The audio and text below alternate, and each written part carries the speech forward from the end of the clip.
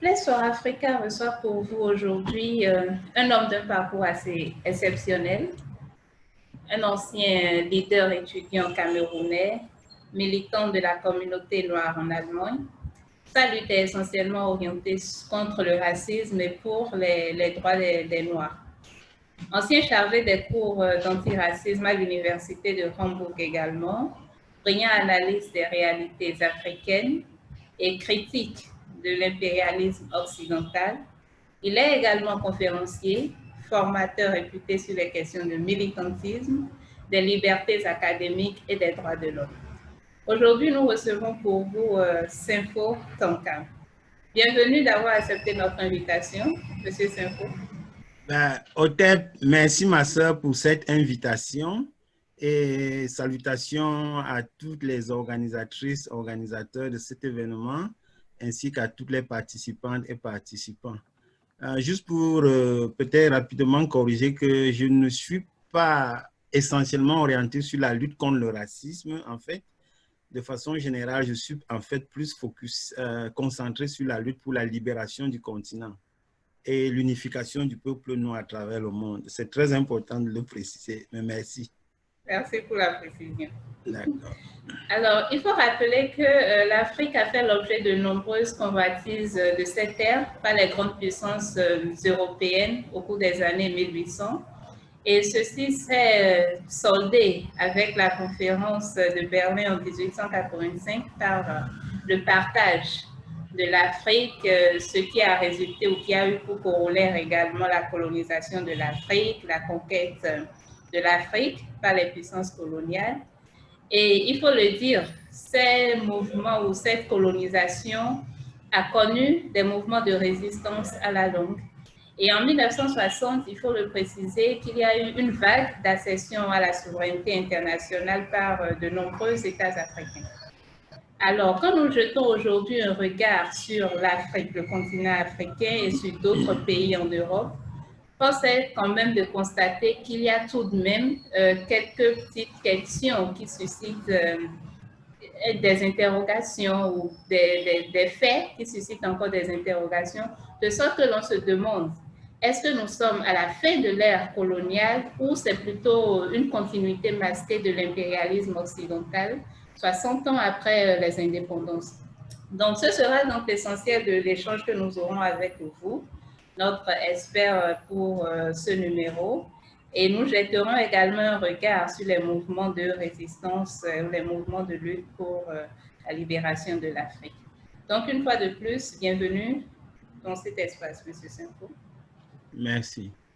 Alors, moi, j'ai envie de vous demander, que peut-on retenir, j'allais dire, des mouvements de résistance en Afrique? Bien, disons que c'est d'abord très bien que vous mentionniez les mouvements de résistance parce que c'est très important que notre peuple sache que le peuple noir a toujours résisté contre l'oppression dont il a été victime pendant tous ces siècles. Et c'est important aussi de préciser que cette résistance s'est opérée partout où nous avons été. Il n'y a pas un seul endroit de ce monde où des Noirs ont été physiquement présents et ont été opprimés et où ils n'ont pas résisté, ou où elles n'ont pas résisté. Donc c'est très important et ça c'est à la gloire de nos ancêtresses et de nos ancêtres. Et il faut vraiment leur rendre hommage de ce point de vue.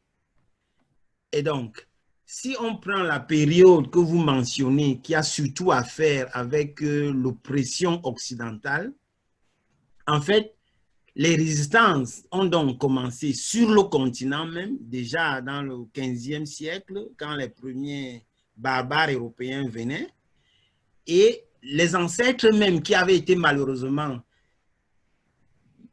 capturés, déportés du continent pour être esclavagisés dans les terres lointaines, elles aussi et eux aussi, arrivés là-bas, ils ont immédiatement engagé la lutte de résistance et de libération.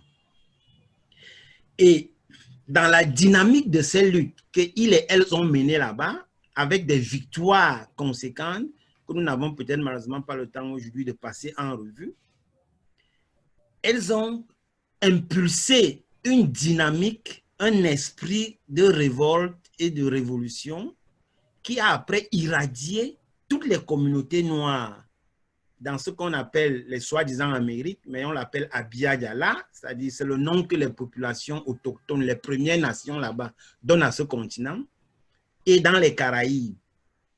Et bien sûr, ces ancêtres déportés n'ont jamais perdu le souvenir de leurs origines.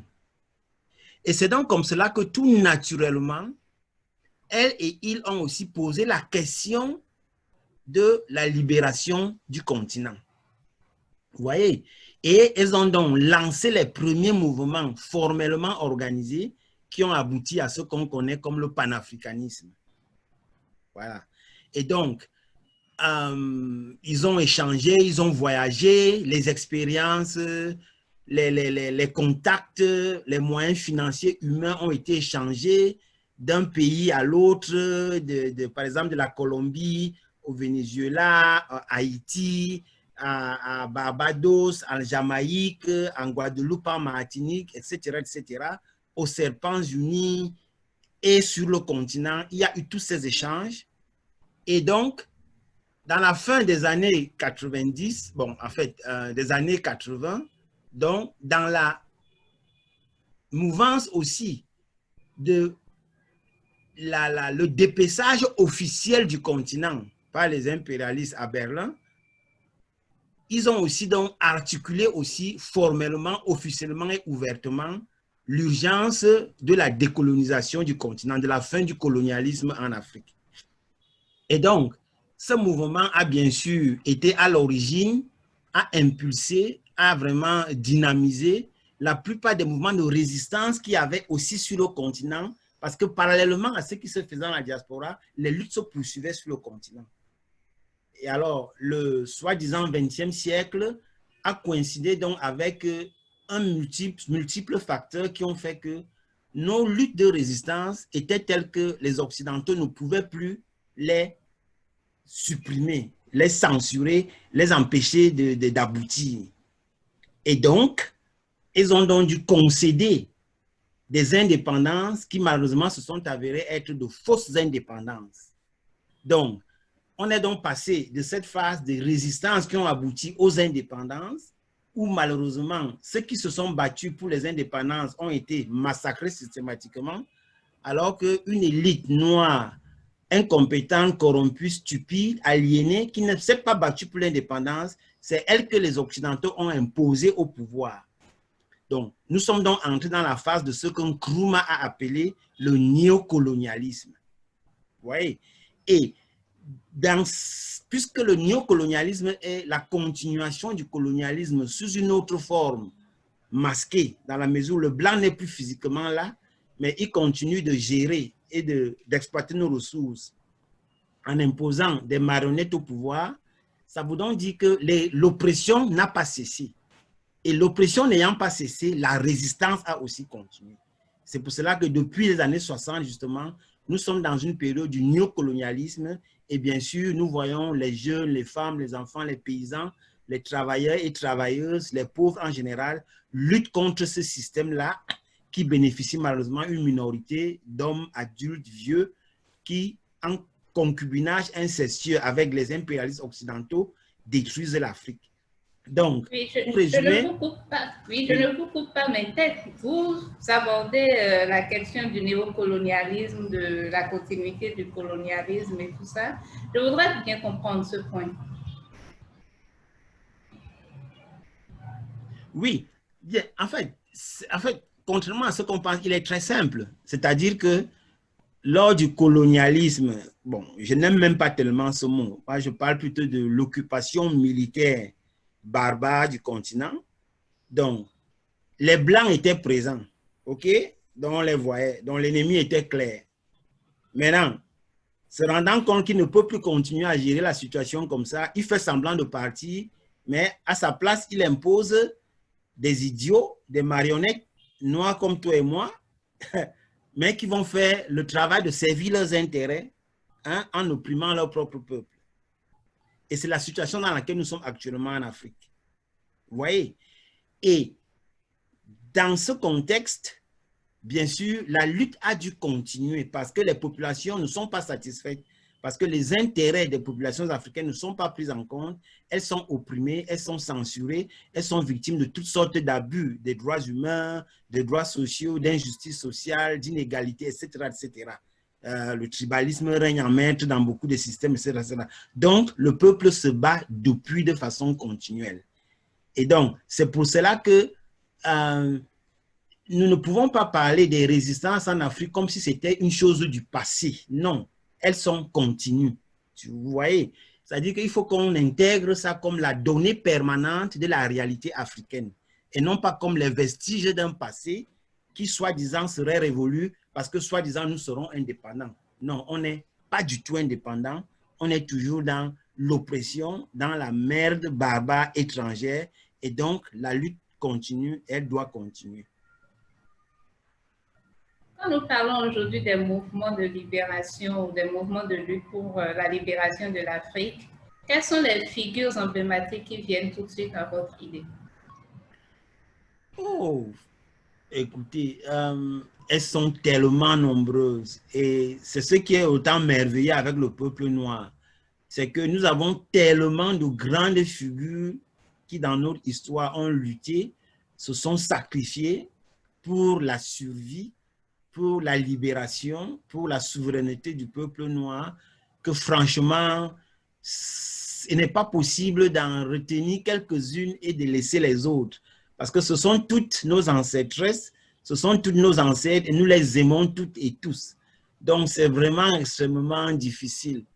Bon, si, peut-être sur la base le caractère pionnier de leur réalisation, ok, peut-être on peut citer, je citerai par exemple Benkos Biyoho. C'est un ancêtre qui en Colombie, c'est-à-dire ce qui est connu comme la Colombie aujourd'hui, c'est-à-dire à Abia-Djala, c'est-à-dire soi-disant Amérique du Sud, dans ce pays que c'est lui qui a été le premier, avec ses camarades de lutte d'ailleurs, pas lui seul, à se libérer de l'esclavagisation et à créer une république, une communauté noire indépendante. C'est-à-dire qu'ils ont défait militairement les barbares occidentaux et ils ont créé leur propre nation. Ouais, très souvent, les gens parlent surtout de Haïti parce que bon, les gens ne connaissent pas cet épisode-là. Mais donc, il faut rendre justice à nos ancêtres et ancestresses afro-colombiennes et afro-colombiens parce que c'est elles et eux qui ont été les premiers à montrer à la face du monde et à toutes les autres communautés noires du monde que même si nous sommes éloignés de nos terres ancestrales, nous avons le génie de l'Afrique en nous, dont on peut défaire la barbarie blanche, on peut défaire la criminalité occidentale. Et donc, franchement, elles ont été les pionniers de cela et elles ont créé ce qu'on appelle les palenques. Les palenques ou bien Quilombo ou encore Koumbe. C'est comme ça que s'appelaient ces communautés noires, ces nations noires qui ont pu être créées à l'intérieur du système esclavagiste et indépendantes d'elles. Vous voyez? Et c'était vraiment merveilleux parce que vous pouvez vous imaginer la violence à laquelle les ancêtres et les ancestresses étaient soumis à cette époque, mais vraiment la témérité de leur lutte, le courage, l'efficacité incroyable avec laquelle ils ont résisté et ils ont pu créer ces États-là. Donc lui, il est vraiment un modèle. Et bien sûr, il y a nos ancêtres de Haïti, bon, parce que bon, ils ont amené une autre dimension à ce phénomène. D'autant que entre Benkos Biyoho et Haïti, il y a près de 2 siècles. Vous voyez? Et donc, les données géopolitiques ont aussi évolué. Et c'est pour cela qu'on ne peut pas remettre en cause la signification historique, non seulement pour les Noirs, mais pour toute l'humanité, de la victoire de nos ancêtresses et ancêtres de Haïti. Donc, je ne vais pas citer un nom particulier, mais toutes les femmes et hommes haïtiennes, franchement, nous leur devons un grand merci. Donc, on peut citer aussi en Jamaïque, la reine Nani, qui, elle aussi, elle a réussi celle de libération, elle a défait les Anglais pour pouvoir libérer le peuple noir de la Jamaïque. Et c'est vraiment des figures importantes. Eh bien, ensuite, bon, on peut aller dans d'autres coins du monde, aux Serpents Unis, les grandes figures qui ont résisté, les Nat Turner, les Sojourner Truth, Harriet Tubman, bien sûr, bon, plus récemment, le mouvement des droits civiques, il faut quand même leur rendre hommage, même si on n'est pas forcément toujours d'accord avec tout. Les Black Panthers, l'armée de libération noire, le mouvement des étudiants qu'il y a eu dans ces différents pays-là. Et sur le continent aussi, bien sûr, tous les mouvements d'indépendance qu'on a eus. Hein, les révolutionnaires en Tanzanie, en Angola, au Mozambique, dans la plantation néocoloniale d'où je viens, notamment l'UPC historique, à qui vraiment il faut rendre un grand hommage. La lutte qu'ils ont menée là-bas contre l'impérialisme occidental, notamment la barbarie française, et notre peuple aussi au Bénin, au Togo, au Niger, au Mali, au Zimbabwe. En fait, franchement, il n'y a aucun endroit dans le monde où notre peuple ne s'est battu. Et c'est pour cela que ce serait arbitraire de sélectionner juste quelques figures et d'oublier les autres. Soyons donc reconnaissants et reconnaissants à toutes ces ancêtres méritantes et méritants et soyons dignes de leur héritage aujourd'hui. Alors, je voudrais rappeler qu'en 1990, vous-même aviez mené une campagne nationale de libération du Cameroun, de la même île coloniale. Est-ce que 30 ans après, aujourd'hui, quand vous portez un regard sur le Cameroun, est-ce que vous êtes fier du parcours du développement de ce pays ou vous vous dites que, bon, votre mouvement a connu un échec ou votre travail a connu un échec par rapport au développement de ce pays? Ouais, ça, c'est vraiment une importante question. Et je vais être honnête avec vous. Notre lutte a été trahie. Et s'il y a aujourd'hui des gens dans cette plantation néocoloniale que les barbares occidentaux ont mal nommé le soi-disant Cameroun et qu'ils me suivent, bah, ils vont souvent se reconnaître parce que beaucoup, malheureusement, sont encore là, qui nous ont trahis à l'époque, qui sont la cause que notre lutte n'a pas abouti. Et donc, nous sommes obligés de constater que oui, ça a été un échec, parce qu'on le voit aujourd'hui dans la condition terrible dans laquelle le peuple kamite est en train de souffrir.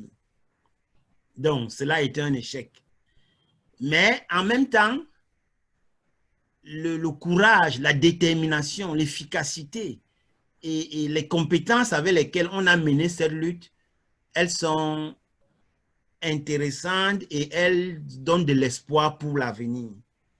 Et donc, on ne peut pas actuellement se dire satisfait et fier de ce qui se passe dans cette plantation néocoloniale parce que vous avez un régime grabataire avec un roi feignant comme l'oncle Biya, tellement paresseux qu'on ne voit presque jamais et qui laisse son peuple mourir, qui tue son peuple et ne se préoccupe de rien du tout. Ne s'occupe que de ses propres petits intérêts, de ses propres petits plaisirs. Et malheureusement, en face, tu as une opposition qui est justement, elle aussi, taillée dans le moule hérocentriste, dans le moule néocolonialiste. Et c'est ça le drame de l'Afrique. C'est-à-dire que vous avez un peuple extrêmement fort, extrêmement brave, extrêmement intelligent et travailleur, mais qui est dirigé soit par les pires idiots que vous ne pouvez vous imaginer, et donc les opposants ne sont pas mieux que les idiots au pouvoir. Et ça ne veut pas dire que, par exemple, tous les opposants sont problématiques à Kemet, ou bien au Togo, ou bien au Bénin, ou bien en Côte d'Ivoire, ou bien... Non, non, non. Il y a des opposants qui sont des gens extrêmement bien, intègres, sérieux, honnêtes, engagés, courageux. Mais le problème, c'est que politiquement, ils et elles n'ont pas accepté l'idée de neutraliser les opposants problématiques ou bien de s'écarter de ces gens-là pour mener leur lutte sans justement être dépendants d'une façon ou d'une autre des mauvais opposants, en fait des opposants réactionnaires. Et c'est ça le drame de la plupart de tous les pays africains, de toutes les plantations néocoloniales africaines, spécialement de Kemet, c'est-à-dire soi-disant Cameroun. Et donc, c'est extrêmement important et urgent d'en appeler là-bas à la conscience de beaucoup de nos sœurs et frères qui sont sérieuses et sérieux. Et de ne pas se laisser, comment dire, entraîner dans l'illusion, se faire embarquer dans des voies sans issue par des opportunistes, comme par exemple Kamto, oncle Kamto, par des aventuriers du genre de l'élite anglophone hein, et des ambazofous qui croient qu'on peut répondre au tribalisme du régime de Biya par un tribalisme à rebours. Et c'est faux, ça ne marche pas. Ça ne marche pas. Si tu luttes contre un régime tribaliste, la pire des choses que tu puisses faire, c'est de tomber aussi dans la rhétorique tribaliste. Parce que ça, c'est un jeu qu'il connaît mieux que toi. Ça, c'est un jeu qu'il joue mieux que toi, puisque c'est l'essence des régimes néocolonialistes. Tu ne peux pas gagner à ce jeu-là. Et c'est ce qu'on est en train de voir malheureusement. Et donc, pour nous, c'est important que le peuple kamite ne tombe pas dans l'erreur de suivre soit l'oncle Biya, le roi feignant, soit de suivre oncle Kamto, qui est en fait son fils spirituel. Parce qu'ils n'aiment pas que les gens de Kamto n'aiment pas qu'on leur dise, mais on leur rappellera tout le temps. Kamto était son ministre pendant 7 ans et ensemble, ils ont massacré la jeunesse africaine. Et ils devront bien rendre des comptes à l'histoire. Donc, ce serait désastreux pour le peuple kamite de suivre des valets de l'impérialisme comme ces deux personnes-là.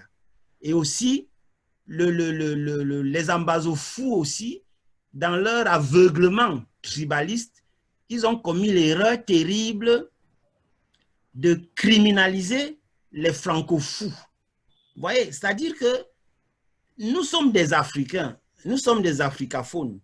Et les barbares occidentaux nous imposent des mal-identités et nous revendiquons celles-ci pour exclure nos sœurs et frères, pour lutter contre nos sœurs et frères. C'est pour cela que nous nous disons, nous, on n'en veut ni les franco-fous, ni les anglo-fous, ni les camerouno-fous, ni les ambazo-fous. Donc, nous nous appelons au peuple kamite, c'est-à-dire au peuple africain, à celles et ceux qui, dans cet espace néocolonial, se reconnaissent d'abord comme africains et africaines, à se mobiliser et à créer un front africain révolutionnaire. Donc, qui va mettre fin aux dérives, à l'idiotie des biafous, des kamtofous, des anglofous, des francofous et de tous ceux qui se définissent à travers leurs identités coloniales héritées de leurs maîtres occidentaux. Donc, c'est ça. Mais attendez, ce qui est aussi important, il faut que les autres sœurs et frères des pays africains tirent bien les leçons de ce qui se passe à Kemet. Parce que, franchement, on a été si près à plusieurs reprises de renverser Biya. On a été si près d'en finir avec lui et d'en finir avec le néocolonialisme français. Et je vous le dis parce qu'il y a beaucoup là, ils le savent très bien, ceux qui m'écoutent. Ils le savent.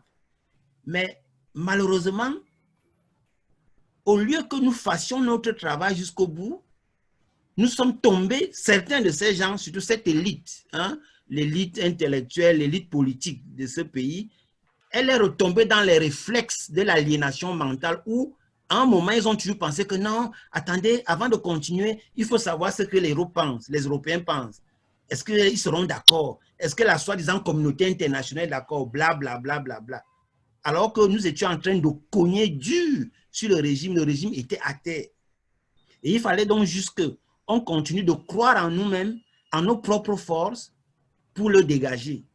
Mais ces gens-là, ils sont allés négocier avec les impérialistes, ils sont allés faire des compromis, hein, et bien sûr, les impérialistes les ont trompés, et M. Biya n'a jamais bougé. Et c'est pour cela que, je vais finir sur ce point, nous, par exemple, aujourd'hui, dans notre façon de travailler, nous on ne se bat plus jamais pour que n'importe quel politicon vienne au pouvoir. Ça, c'est terminé. Et nous en appelons le peuple africain à ne plus jamais faire cette erreur-là. C'est-à-dire qu'il n'est pas normal. Il ne faut pas que nous pensions que oui, ça doit toujours être que oui, si on dégage un régime, d'autres politiciens doivent venir au pouvoir. Jamais de la vie. Nous devons réinventer le politique. Nous devons réinventer la façon dont nous concevons le pouvoir, l'État, notre système politique.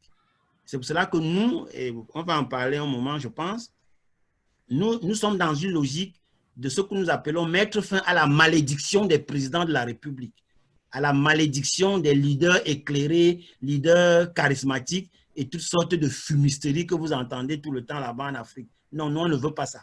Donc, le peuple lui-même va prendre ses affaires en main, va se diriger lui-même. Et ça, c'est maintenant comme ça que nous travaillons. Ouais. Oui, mais qu'est-ce qui explique tout de même cet échec des luttes pour la libération de l'Afrique que nous remarquons? Puisque la perpétuation de la situation occidentale ou de l'impérialisme prédomine. C'est justement ça. Il y a eu, bon, par exemple, nous, le peuple, les masses, nous avons fait l'erreur de ne pas remettre en cause le paradigme hérocentriste qui veut que, ok, bon, voilà, s'il y a changement de pouvoir, c'est le politicien de prendre le pouvoir. Vous voyez, puisque les constitutions de tous nos pays reconnaissent aux partis politiques ce pouvoir-là de prendre le pouvoir. Et donc, on a tous accepté cette notion-là. Que bon, voilà, si Kérékou tombe, ok, Nicéphore Soglo vient au pouvoir. Si Moussa Traoré tombe, ok, Alpha Oumar Konaré. Bref, c'est-à-dire que nous avons fonctionné dans ce paradigme. Or, le problème, c'est que la classe politique africaine, l'armée africaine, les milieux économiques, la bourgeoisie africaine, elles sont toutes parties du système néocolonialiste. Donc, ce qui s'est donc passé, c'est que vous avez fait partie Kérékou, mais celui qui vient le remplacer, mais il est comme lui. C'est tout. Vous faites partie Moussa Traoré, mais celui qui vient le remplacer, il est comme lui. Dans un système qui, lui, n'a pas changé. Vous voyez? Et ça, c'était une erreur terrible. Donc, nous avons donc pris ça pour argent comptant et on a laissé faire. Donc, ça, c'était la première erreur fondamentale. On n'a pas été assez confiants en nous-mêmes. Qu'on s'est dit que non, on connaît la vie politique de ce pays depuis des décennies. Donc, nous savons que la personne la plus intègre de ce pays, à un moment donné de notre histoire, ce n'est pas un tel, vous voyez, mais c'est un tel autre. Et même si cette telle personne que nous considérons la plus honnête, la plus sincère, n'est pas politicienne, n'est pas d'un parti politique, n'est pas de l'appareil d'État, de quoi que ce soit, nous nous mettons toutes et tous derrière cette personne et on impose aux forces du néocolonialisme un rapport de force tel que elles ne peuvent pas nous empêcher d'imposer ces personnes-là au pouvoir. Et ça, nous n'avons pas fait ça. Donc, dans certains pays, vous avez vu, ok, on était content que l'armée a renversé tel, ok, on est resté tranquille. Bien sûr, ça ce sont les structures que les Occidentaux contrôlent. Et donc, le lendemain, quand on se réveille, bien sûr, le dictateur n'est plus là, mais les nouveaux soi-disant politiciens qui prennent le pouvoir, ils sont tous nourris à la mamelle du néocolonialisme. Conséquence, après 20 ans, soit comme dans le cas de Kemet, le dictateur est toujours là, soit dans le cas de pays comme le Niger, le Mali, le Bénin, le Nigeria, le Ghana, je ne sais pas quoi, ben, il y a soi-disant des alternances politiques, mais le néocolonialisme n'est pas fini. Vous voyez? Et ça a été l'erreur fondamentale à mon avis. Donc moi, je crois que nous devons tirer le leçon de ça et jamais plus penser que ce sont nécessairement les politiciens là qui doivent demain prendre le pouvoir. Après que nous, on se soit sacrifiés. Jamais. Nos corps, nos vies ne doivent plus être le strapontin sur lequel ils en vont marcher pour prendre le pouvoir. Ça, c'est terminé. Pire encore, quand ce sont des gens qui, comme les oncles Kamto, les oncles Soro, vous connaissez toute cette histoire maintenant, on veut nous fabriquer l'image d'un Soro qui serait, oui, le Messie qui va venir sauver la Côte d'Ivoire, alors qu'il est responsable de toute la merde dans laquelle notre peuple souffre en Côte d'Ivoire. Donc, des gens comme ça, qui ont été dans les régimes autoritaires, impopulaires, criminels, viennent aujourd'hui et nous, on doit se battre, mourir pour qu'ils soient présidents demain. Ça, jamais de la vie. Donc ça, c'est la première chose. La deuxième chose, je dis, il faut qu'on détruise le concept même de pouvoir et d'État, comme il est conçu et pensé et réalisé dans l'État néocolonialiste aujourd'hui. Ça veut dire que quoi? Ça veut dire que personne ne va plus avoir le pouvoir comme c'est le cas. C'est le peuple lui-même, les masses elles-mêmes qui doivent avoir le pouvoir. J'aurai l'occasion d'expliquer un peu comment nous, on envisage ça. Et donc, moi, je crois que si le peuple africain ne commet pas ces deux erreurs-là, ne commet plus ces deux erreurs-là, nous allons nous en sortir. Parce que c'est important qu'on comprenne. Le problème n'est pas de se libérer physiquement, là, non. Les Français, tout ça, on va les balayer un jour. Ça, ce n'est même pas la question. Ils vont danser, ils vont aller à gauche, à droite et tout. On va les foutre dehors. Vous voyez, le néocolonialisme, on va le foutre dehors. Le problème, c'est quel type de structure, de société, d'État, de système social, politique tu construis après qui fait que tu ne retombes pas sous les chaînes, dans les chaînes du même néocolonialisme que tu as défait. Et c'est ça le problème. Vous voyez, c'est ça le problème que nous devons régler rapidement. Sinon, exactement comme ça s'est passé, écoutez, dans notre histoire, il y a eu plein de cas. Regardez notamment des pays dans la SADC, la ligne de front, le Zimbabwe, l'Angola, etc. Ils ont gagné leur indépendance par la lutte armée. Vous voyez? Mais aujourd'hui, ils se retrouvent aussi toutes dans le giron du néocolonialisme. Donc, c'est pour cela que moi, je dis, il faut aller au-delà de juste le moment actuel de dire que oui, ok, on défait le néocolonialisme. Il faut aussi réfléchir comment on s'assure que ce qu'on va faire après ne nous ramène pas dans le piège de ce même néocolonialisme. Voilà. Très intéressant comme apport. Mais je vais tout de même revenir sur votre dernier point quand vous parlez du peuple doit pouvoir prendre lui-même le pouvoir. Qu'est-ce que vous y mettez? Vous ne croyez pas à l'alternance politique, c'est bien ça?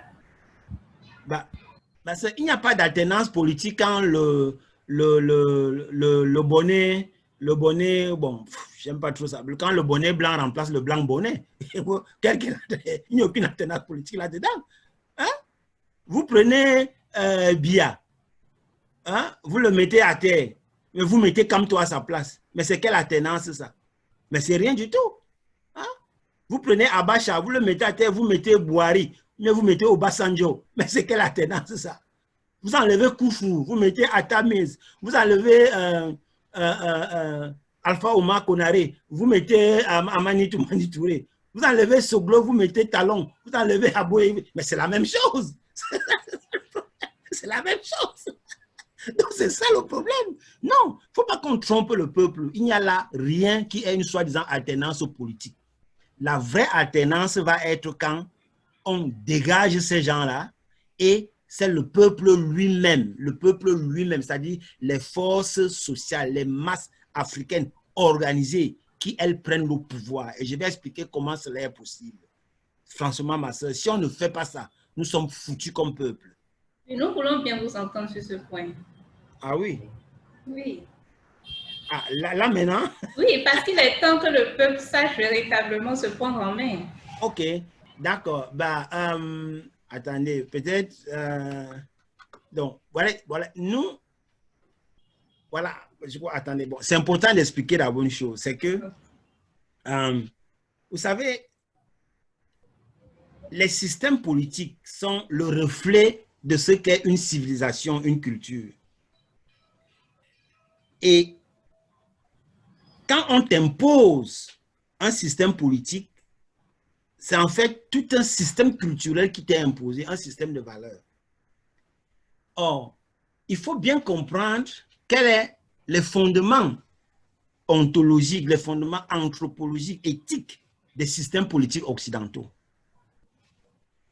Ce qu'ils appellent dans leur système, les systèmes de soi-disant représentativité, en fait, c'est le type de système qui fonctionne avec un peuple paresseux, comme les Blancs. Ce sont des gens qui sont extrêmement paresseux. Ce sont des gens qui sont habitués que d'autres travaillent pour eux. Ouais. Donc, dans leur culture, c'est tout à fait normal qu'ils aient donc un type de système politique où ils vont venir voter pour des gens et confier donc tous les pouvoirs à ces gens, s'aliéner ces gens, et tout ce qu'ils attendent de ces gens, c'est que les gens là leur assurent la sécurité, le pain, leurs jeux vidéo, qu'ils puissent manger leur camembert, ou bien leur hot dog, ou bien je ne sais pas quoi. C'est tout. Et ils se foutent complètement de savoir où et comment leurs gouvernements vont à travers le monde tuer les autres peuples, massacrer les autres peuples, esclavagiser les autres peuples pour leur amener la richesse qu'ils sont en train de voir et de jouir, dont ils sont en train de jouir ici en Europe. Ils se foutent complètement. C'est pour cela que quand vous parlez à n'importe quel citoyen blanc, n'importe dans quel pays, il ne peut même pas t'expliquer, il ne sait pas comment est-ce que ça se fait que là, actuellement, il a une voiture, il a un téléphone portable, il a un ordinateur. Il ne veut pas savoir parce que ça fait partie du système de la suprématie blanche. C'est-à-dire qu'il a le privilège d'ignorer que le niveau de vie dont il jouit aujourd'hui en Europe, l'assurance maladie, l'assistance sociale, l'allocation chômage, les computers, tout ça, les bonnes écoles, les terrains de football et tout. C'est le privilège de la suprématie et du racisme de ne pas savoir que cela provient du massacre, du génocide, du viol des millions d'Africains à travers le monde. Donc, il ne fait que jouir de ça. Et donc, 5 ans après, il vote encore. C'est comme ça que ça fonctionne. Donc, mais dans le contexte de l'Afrique, mais nous, on n'a personne qui travaille pour nous. Parce que nous, on n'a pas esclavagisé quelqu'un. Vous voyez? Nous, on n'a jamais esclavagisé quelqu'un pour construire New York, Wall Street, pour construire le Louvre, pour construire la Maison Blanche pour nous. On n'a jamais eu ce privilège-là, entre guillemets. Donc, les Africains sont des gens habitués à travailler pour elles-mêmes et pour eux-mêmes. Regardez dans le contexte de l'Afrique.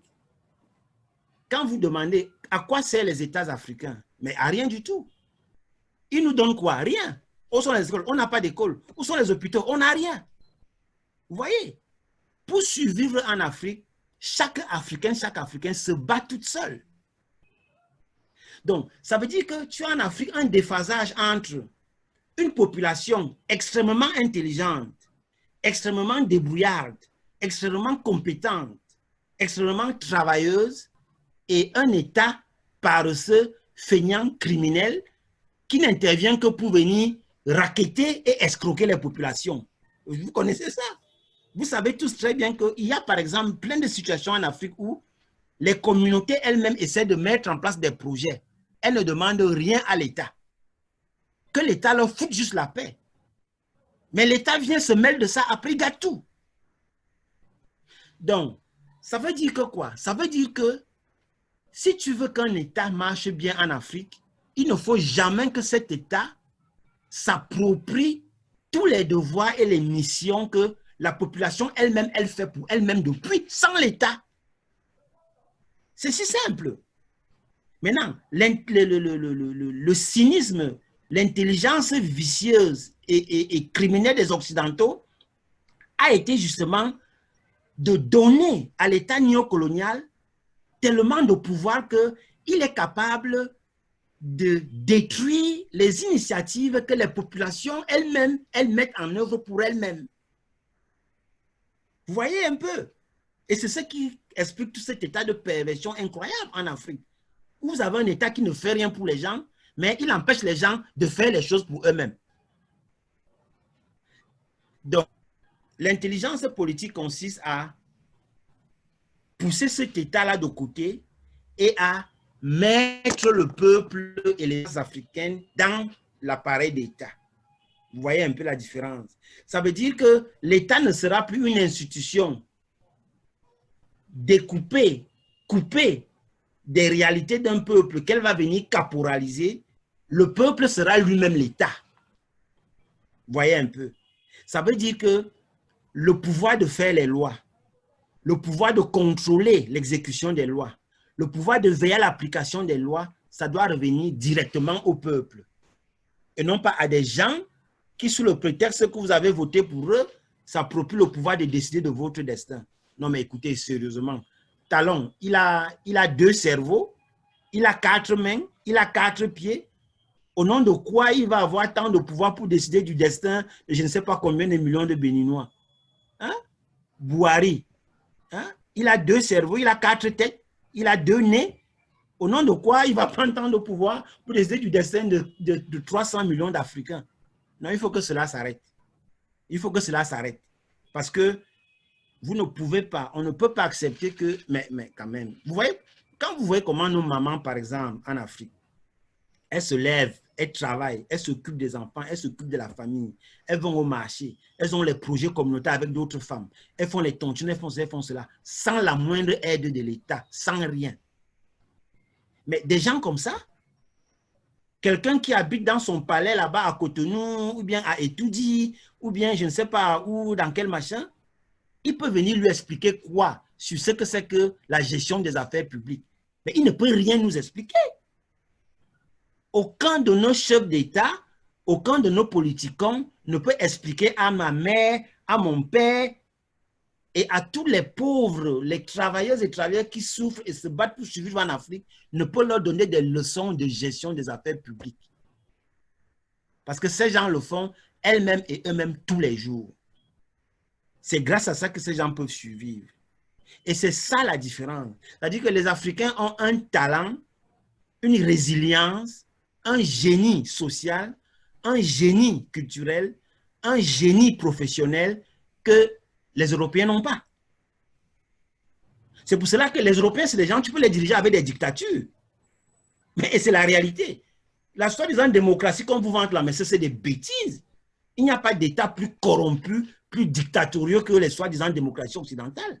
Mais ils sont maudits, ces gens. Vous voyez? Mais ils nous font croire par la propagande médiatique que ce sont les démocraties, les soi-disant États de droit. Mais ils sont extrêmement corrompus. Mais un peuple comme celui des Africains, extrêmement intelligent, brillant comme ça, mais tu ne peux pas le diriger comme ça.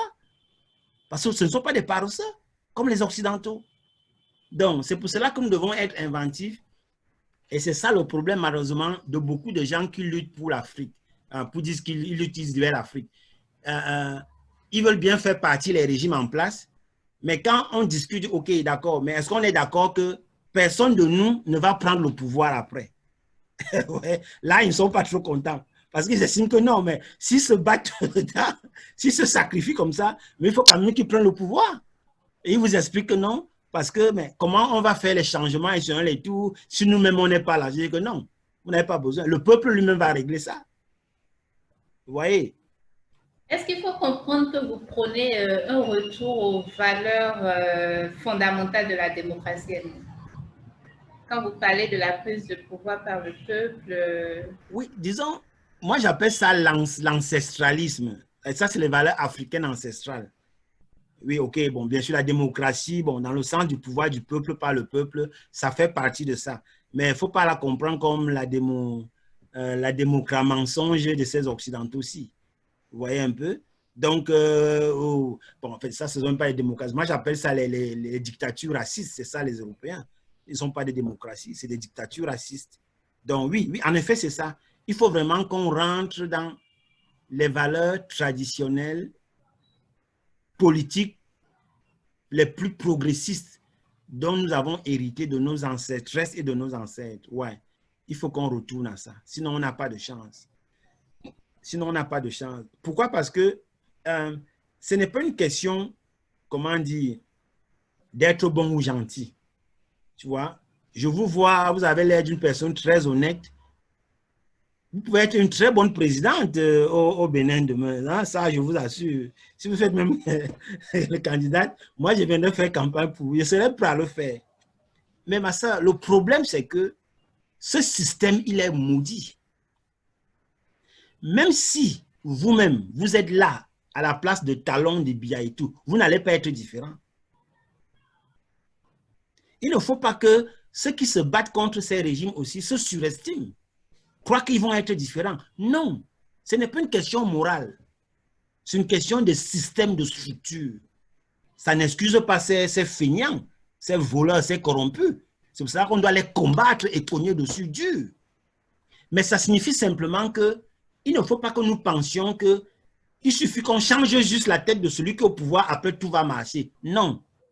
Comme je le dis, depuis 30 ans, beaucoup de soi-disant pays qui l'ont fait, où est-ce qu'ils en sont aujourd'hui? Il y a eu ça, alors le Mali, le Bénin, tout ça, les alternances soi-disant démocratiques. Où est-ce qu'ils en sont aujourd'hui? Nulle part. Donc c'est pour cela que nous devons penser en termes de structure. Et de ce point de vue, il faut qu'on annule, on abolisse complètement tous les concepts politiques où le pouvoir va toujours être incarné par des individus. Il faut qu'on passe à une approche ancestrale qui veut que le pouvoir soit le fait, soit entre les mains des masses elles-mêmes, directement, sans soi-disant délégation ou représentativité. Non, elles-mêmes directement. Et croyez-moi, ma soeur, même pour votre propre sécurité, c'est important. Je vous donne un exemple. Bon, j'aime bien, comme vous sûrement, des personnages comme Sankara. Mais si vous prenez l'exemple de Sankara, c'est un très grand leader, très intègre, très honnête. Mais quand il a fallu lutter contre l'impérialisme, mais il s'est retrouvé seul. Il s'est retrouvé seul. Parce que malheureusement, lui aussi, il n'avait pas remis en cause le paradigme hérocentriste dans lequel le pouvoir au Burkina Faso était ancré. Ça fait donc que quand l'impérialisme vient frapper, il te retrouve seul, toi, la leader révolutionnaire. Et donc, en t'éliminant, on détruit la révolution. C'est ce qui s'est passé dans tous nos contextes. À chaque fois, ils assassinent les leaders révolutionnaires et tout tombe.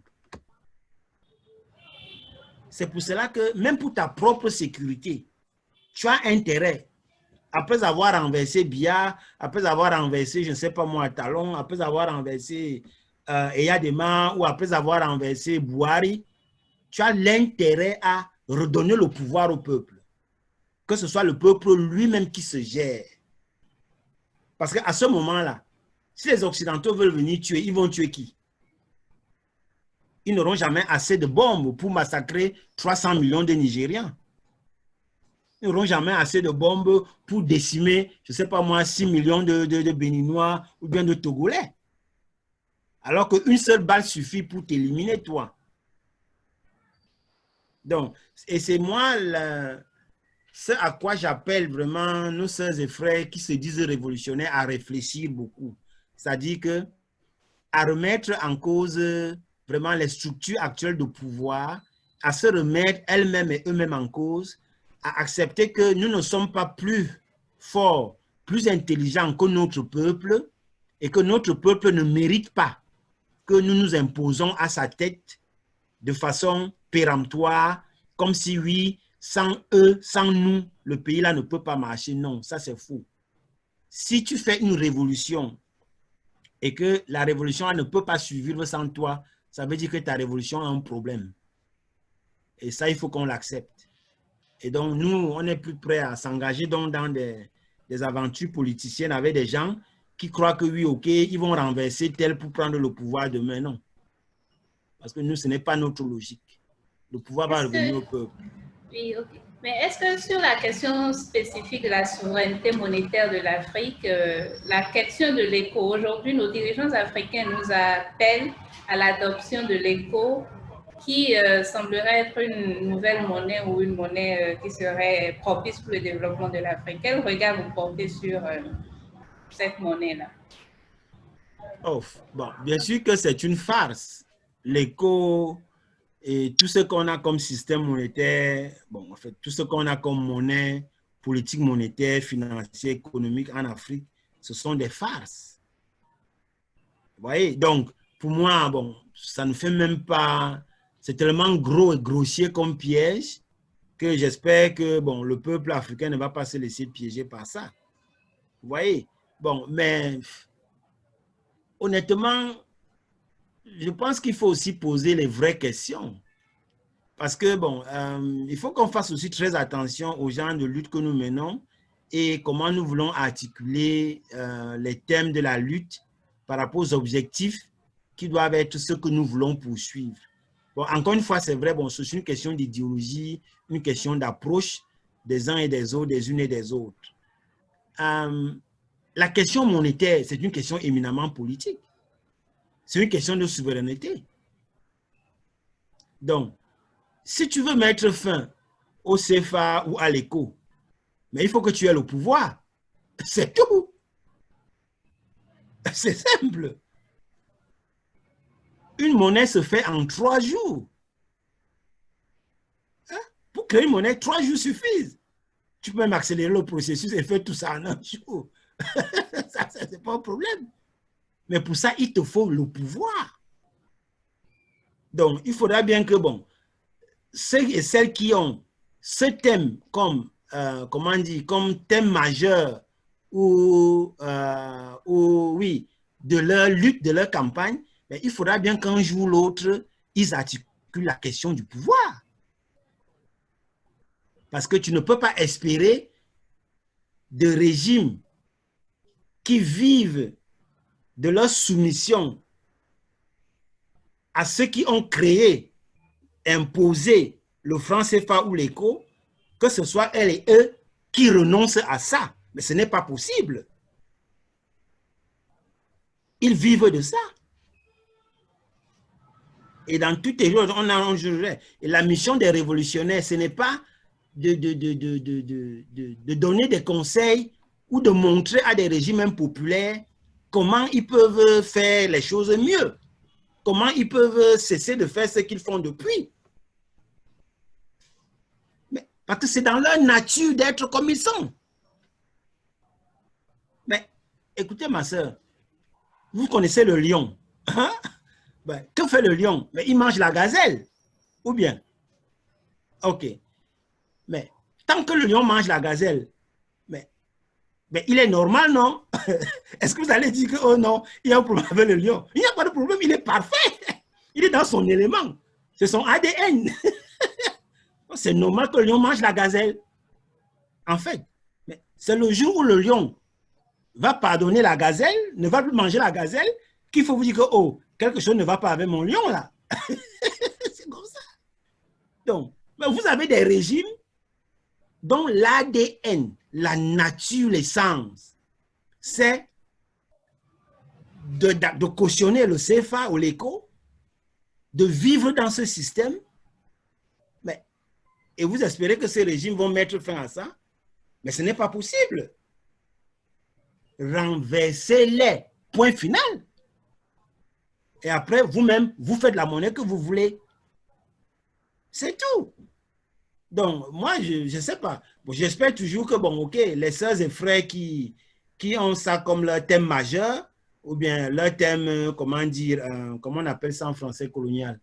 Oui, en fait, oui, enfin, bon, je sais pas, le thème majeur, oui, qu'ils vont arriver à la réalisation que, en fait, assez de blagues avec ces connards-là, assez de blagues avec ces idiots, ces corrompus, ces aliénés. Il faut régler ça comme il se doit. Il n'y a pas d'autre façon de le faire que de les renverser et justement, une fois qu'ils sont renversés, mais là, tu peux faire les politiques que le peuple attend, c'est tout. Donc, bon, c'est pour cela que, bon, moi, j'espère que, bon, le peuple africain, bon, il va comprendre ça et puis, ouais, il va se mettre dans la dynamique, justement, de faire ce qu'il faut, à savoir se libérer, prendre son pouvoir et faire dans les politiques qui sont bonnes pour lui-même. Voilà. En attendant donc d'arriver à ce point où il y a quand même, depuis quelques mois, une actualité aux États-Unis où le racisme refait surface et le mouvement Black Lives Matter qui prend de plus en plus de l'ampleur. Quel regard vous portez sur ce mouvement-là? Oui, bon, disons que c'est un d'abord, le fait qu'un tel mouvement doit encore exister aujourd'hui montre justement à quel point nous ne sommes pas encore sortis de la malédiction occidentale. Ça montre vraiment à quel point nous souffrons encore. Ça montre vraiment à quel point rien de ce que nous avons acquis dans cette lutte est vraiment un acquis. Rien de ce que nous avons conquis sont vraiment conquis. Et que les Occidentaux, ils ne nous laisseront jamais tranquilles. Et ça, c'est la première leçon que nous tous, on devrait comprendre de cette histoire. Et ça montre aussi de façon claire pour ceux qui comprennent pourquoi il est extrêmement urgent de libérer l'Afrique. Parce que seule une Afrique libre aura la capacité d'imposer le respect des vies noires à tous les pays barbares de ce monde, soit, s'ils ne l'accepteront jamais, ils ne veulent pas le respecter, à offrir à tous nos enfants qui sont à l'étranger une maison, un endroit où ils peuvent rentrer vivre sans que plus jamais ils soient exposés à ce genre de barbarie-là. Donc, c'est pour cela que c'est extrêmement important que tout le monde le comprenne aujourd'hui. Cependant, ce n'est pas une raison de remettre en cause et de critiquer ce mouvement comme j'ai malheureusement entendu beaucoup de gens le faire à gauche, à droite, sur des bases aussi absolument injustes. Parce que d'abord, quand on tue ton frère, ta soeur sous tes yeux, tu ne peux pas dire que ouais, tu vas attendre demain pour que l'Afrique soit libre. Non, il faut immédiatement faire quelque chose.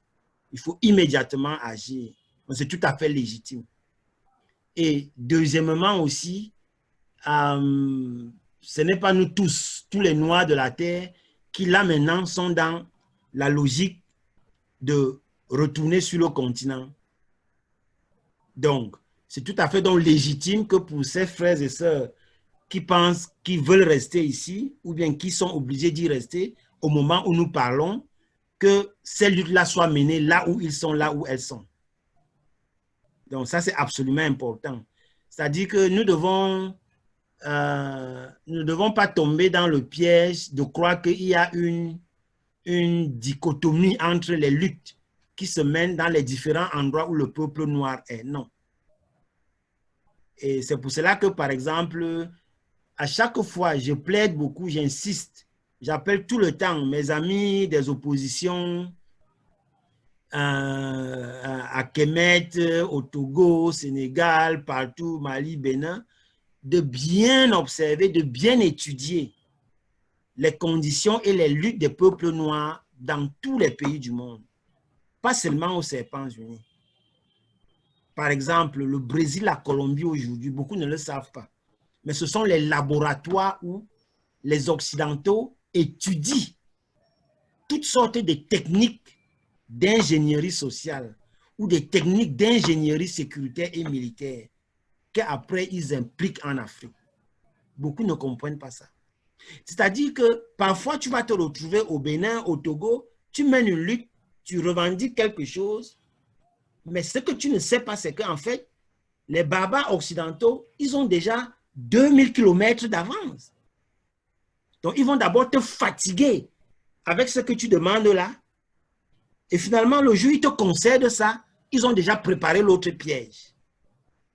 Or, ce piège-là, nos sœurs et frères en Colombie, au Brésil, au Guatemala, au Honduras, aux Serpents Unis, en Jamaïque, en France, en Angleterre, je ne sais pas où, et ils ont subi ça.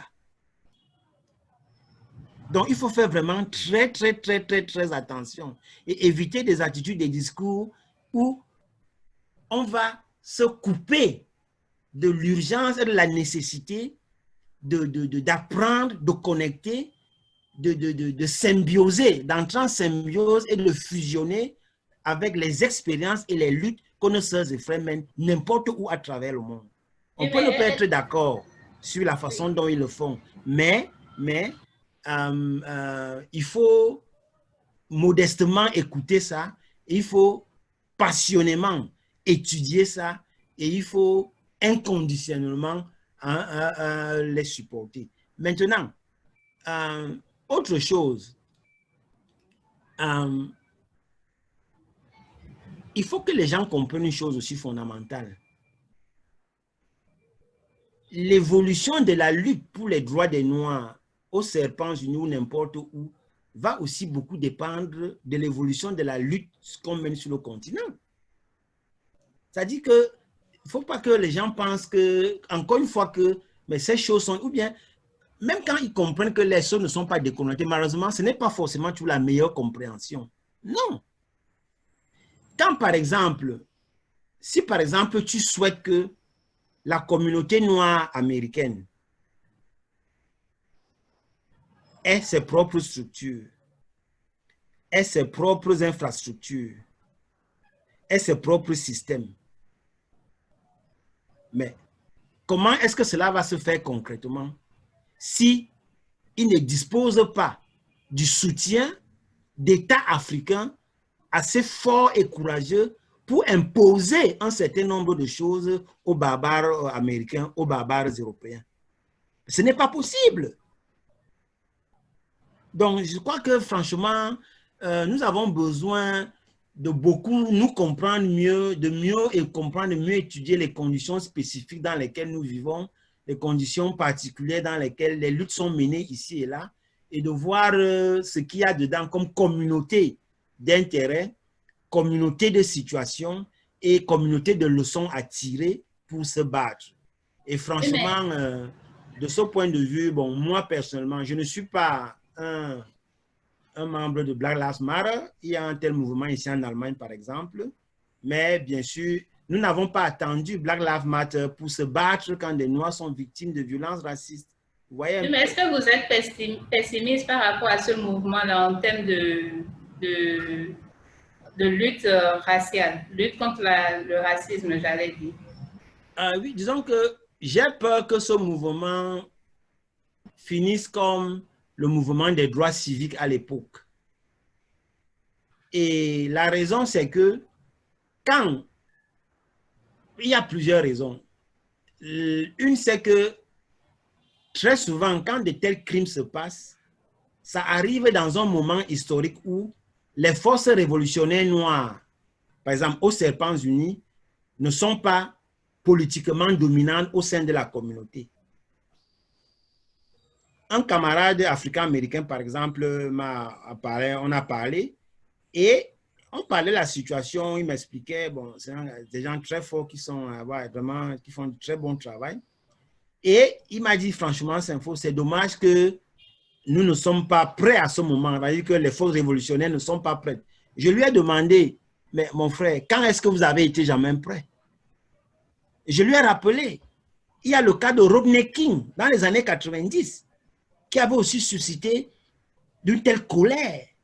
Vous savez que ça a été un des premiers cas où le massacre, le tabassage d'un noir a été filmé live et les gens ont pu voir ça. Il y a eu le cas du jeune Diallo à New York aussi. Il y a eu plein de cas. Et à chaque fois, malheureusement, les forces révolutionnaires dans la communauté noire ne sont pas celles qui, politiquement, sont dominantes de façon à transformer la colère du peuple noir à ce moment-là en un élan révolutionnaire qui va vraiment permettre de brûler la plantation et vraiment remettre les choses à plat. Vous voyez, et c'est ça qui m'inquiète dans ce cas. Mais aussi, et c'est là où aussi c'est important, il faut savoir une chose. Mais Black Lives Matter est né dans un contexte où, à cause de ce que j'appelle la malédiction Obama, ou le panobamanisme, la plupart des panafricanistes, la plupart des Noirs les plus radicaux, les ancestralistes, les afrocentristes, les communistes noirs, les socialistes noirs, toutes sortes, ils ont soutenu Obama. C'est-à-dire que Black Lives Matter naît justement comme une réponse à un vide qui existe. Parce que tout le monde, justement, est allé tomber dans la malédiction Obama. Donc, De venir demander à Black Lives Matter de faire la grande révolution noire aux serpents unis, ce n'est pas juste. Tu comprends? Et c'est d'autant plus inacceptable pour moi que j'ai eu cette discussion avec des faux serpents unis parce que certains de nos anciens camarades qui malheureusement étaient tombés dans le piège Obama, ils critiquaient Black Lives Matter. Et nous, on leur a rappelé que c'est à cause de vous que Black Lives Matter est né. Parce que vous avez abandonné le chemin de la révolution noire pour aller embrasser Obama. Maintenant, c'est facile pour vous de venir trouver tous les défauts du monde à Black Lives Matter. Vous étiez où? Tu vois? Et donc, bon, on a eu cette discussion. Et c'est intéressant. Pourquoi? Parce qu'effectivement, aux Serpents Unis, par exemple, les sœurs et frères qui, eux, à l'époque, n'étaient pas tombés dans l'illusion Obama, l'hallucination Obama, ils sont moins critiques vis-à-vis de Black Lives Matter. Et ils ne s'attaquent pas à Black Lives Matter comme, justement, ceux qui, au contraire, justement, à l'époque, avaient abandonné la révolution noire pour aller embrasser Obama. Et ils sont plus réservés. Et ils te font des critiques, des analyses vraiment extrêmement intéressantes. Et ils reconnaissent eux aussi le manque. Ils disent que oui, c'est dommage. C'est vrai que nous, on n'a pas, pendant ces 8 ans-là, où il y avait toute cette confusion pan-obamaniste, nous, on n'a pas créé justement la nouvelle dynamique qui aurait fait que, OK, on aurait pu justement accompagner ce genre de mouvement. Et ils sont vraiment honnêtes, vraiment. Mais les pan-obanistes, ce sont eux qui ouvrent le plus la bouche, tapent sur les pauvres Black Lives Matter et tout, alors que c'est leur faute. C'est à cause d'eux que Black Lives Matter est né. Donc, bon, histoire de... Et ça, c'est intéressant parce que ça montre aussi pourquoi parfois, selon les pays où nous sommes, selon les plantations néocoloniales que nous sommes, nous avons parfois une vue déformée de certaines choses qui se passent. Et c'est d'où l'importance d'apprendre beaucoup des sœurs et frères qui sont sur place et de connecter avec elles et eux et de tirer vraiment toutes les leçons de leur lutte. Avant donc de recueillir les questions de nos participants, vous-même, vous êtes précurseur d'une nouvelle théorie de libération et de reconstruction de l'Afrique. Est-ce que vous pouvez rapidement nous parler des grandes lignes de cette nouvelle théorie-là? Oui, ok. Là, je vais attendez, je vais vous prier de connecter l'écran. Comme ça va être plus simple pour nos gens. Alors oui, vous voyez l'écran? Oui. Voilà, justement. Alors effectivement, bon, la théorie sur laquelle nous travaillons, enfin notre concept de lutte actuellement, il y a 2 dimensions, ok? Donc, il y a une dimension qui est la question de l'État africain de demain, c'est-à-dire comment est-ce que nous voulons que l'État africain soit conçu, soit organisé pour éviter justement les erreurs passées. Nous appelons ça le challenge de Haïti, c'est-à-dire la question de savoir quel système politique nous mettons en place. Et donc, ça, c'est le premier aspect de notre lutte. Donc, Nubia Kemet, nous appelons cela Nubia Kemet. Vous savez que dans le monde noir aujourd'hui, beaucoup de nos gens utilisent Kemet comme la dénomination pour l'ensemble de l'Afrique. Bon, et certains appellent Alkeboulan, d'autres appellent Azani. Mais nous, conscients du fait que nos ancêtres déjà à l'époque de Kemet disaient qu'en fait, ils viennent de Nubie. Ils sont les enfants de Nubie et que c'était connu déjà que Kemet était la fille de la Nubie. Nous pensons qu'il n'est pas juste, si on veut trouver un nom pour désigner l'ensemble de l'Afrique et du peuple noir, qu'on limite ça seulement à Kemet, ou bien Kamita, Katiopa, enfin les différents noms qu'on appelle. Et que nous respectons ça, on n'y a pas de problème avec, mais pour nous, c'était important de réconcilier et de recréer le lien ombilical entre les 2 plus anciennes civilisations noires de l'Antiquité. C'est pour cela que notre concept s'appelle Nubia Kemet. OK? Et donc, ça sera pour nous dans la nation noire de demain. Et je venais de vous expliquer un peu comment ça va fonctionner. C'est-à-dire que c'est un système politique où il n'y aura plus de soi-disant président et il y aura un système de pouvoir où ce sont les forces sociales, c'est-à-dire le peuple africain lui-même, les masses africaines elles-mêmes qui vont diriger les affaires de l'État. Vous voyez? Et dans un esprit de compromis, dans un esprit de négociation permanente les unes avec les autres. Par exemple, dans notre vision, je vous donne un exemple banal pour ceux qui parlent de l'unité du peuple noir, etc. Jusqu'à aujourd'hui, même les panafricanistes les plus convaincus, quand on dit par exemple que oui, ok, bon, la diaspora doit revenir et tout, on leur donne la citoyenneté, on leur donne les terres, ils peuvent faire ceci, cela. C'est bien, c'est intéressant, c'est ce qu'on veut tous. Mais ce que beaucoup les gens ne réalisent pas dans cette approche, c'est que on est toujours dans une logique verticale de pouvoir. C'est-à-dire que c'est toi, la continentale ou le continental, qui est dans la position de donner la permission à l'autre de rentrer et de lui donner la citoyenneté. Vous voyez un peu? Et nous trouvons que c'est problématique. Parce que nous ne croyons pas, nous ne voyons pas au nom de quoi. Simplement par le fait que moi, je suis né et j'ai grandi sur le continent, je m'arroge le pouvoir de donner un droit qui est en fait un droit ancestral à ma soeur, mon frère, que le hasard de l'histoire a fait qu'il et elle se retrouvent être aujourd'hui haïtiens ou bien africains-américains ou bien jamaïcains. Nous, on trouve que ce n'est pas juste. Donc, dans notre approche, quand on libérera l'Afrique, on remet tout à plat. Ça, c'est la différence. C'est-à-dire qu'on remet tout à plat. C'est-à-dire que ce n'est pas nous qui serons sur place à Yaoundé ou à Lagos ou à Kinshasa qui allons décider comment est-ce que le nouveau État africain va être. Non, la diaspora sera elle aussi là. Là, sur place, immédiatement. Et on va régler ça ensemble. Et ça, c'est la différence fondamentale. C'est-à-dire que la diaspora ne sera pas dans la situation où elle va supplier pour avoir des droits. Elle va être elle-même donneuse de droits, donneuse de pouvoir, donneuse de privilèges, donneuse de ressources. Vous voyez? Au pied d'égalité que les sœurs et frères du continent. Parce qu'il faut qu'on soit conscient de cette... C'est très grave cette histoire.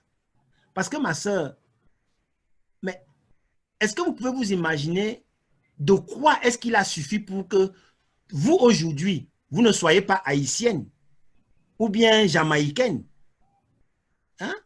Et que Dessalines ne soit pas, je ne sais pas moi quoi, angolais ou bien congolais. Mais de rien. De rien. Il a suffi de rien du tout. Et donc, sur la base d'un hasard qui a eu des conséquences aussi tragiques pour notre peuple, nous n'acceptons pas qu'on définisse des droits et des prérogatives. Vous voyez? Donc, on libère l'Afrique et maintenant on remet tout à plat. Tant que la diaspora n'est pas là pour discuter avec nous, personne ne vient dire que ouais, il est le président ou bien ouais, il est le ministre. Non, pas question. La diaspora est là d'abord. Et on s'assoit ensemble, on rediscute de tout. S'il y a des gens qui ne sont pas contents, on leur dit, OK, vous ne voulez pas aller, prenez l'avion, allez vivre en Europe ou bien chez les Arabes. C'est tout. Mais on ne négociera pas sur la réintégration complète de notre diaspora. Vous voyez, ça c'est par exemple, ça c'est un exemple. La même chose, si tu prends le cas par exemple des femmes, nous ne sommes pas dans l'état d'esprit comme on dit, oui, il faut encourager les femmes, il faut leur donner le pouvoir, blablabla. Bla, bla, bla. Ça c'est des histoires, on sait très bien ce que c'est. Celui qui te donne le pouvoir, il va aussi le reprendre demain. Ça, on le sait très bien. Donc nous on dit non, on libère l'Afrique et on remet tout à plat. Les femmes comme femmes auront le pouvoir de décider comment les choses vont fonctionner en Afrique. C'est comme ça. Bien sûr, avec les hommes, avec les jeunes, avec les travailleurs, les travailleuses, avec les autres groupes sociaux. Donc voilà, ça c'est notre approche vraiment. Et elle est révolutionnaire parce qu'elle invite les révolutionnaires à être modestes. Puisque si nous sommes convaincus, comme c'est notre cas, que notre peuple est capable de se diriger lui-même, au nom de quoi est-ce que nous, on va prendre le pouvoir? Pourquoi? Puisque nous, on sait que le peuple lui-même peut se diriger. Donc, à partir de ce moment, on n'accepte plus les relations verticales entre Noirs, entre Africains. Jamais. Tout horizontal. C'est comme ça. Donc, ça, c'est la vision. Donc, ça, c'est Nubia Kemet. Maintenant, il y a l'autre aspect de notre travail, c'est ce qu'on appelle la révolution MAD. Donc, MAD Revolution. Vous voyez le logo. Oui, il faut que je revienne un peu sur le logo de Nubia Kemet. D'abord, vous voyez que l'Afrique ici est présentée autrement que dans les cartes habituelles. En fait, ce que beaucoup ne comprennent pas, c'est que ça, c'est la vraie carte. Ça, c'est, en fait, ça, c'est celle qui correspond à ce que nos ancêtres et nos ancestresses savaient du monde et disaient sur le monde.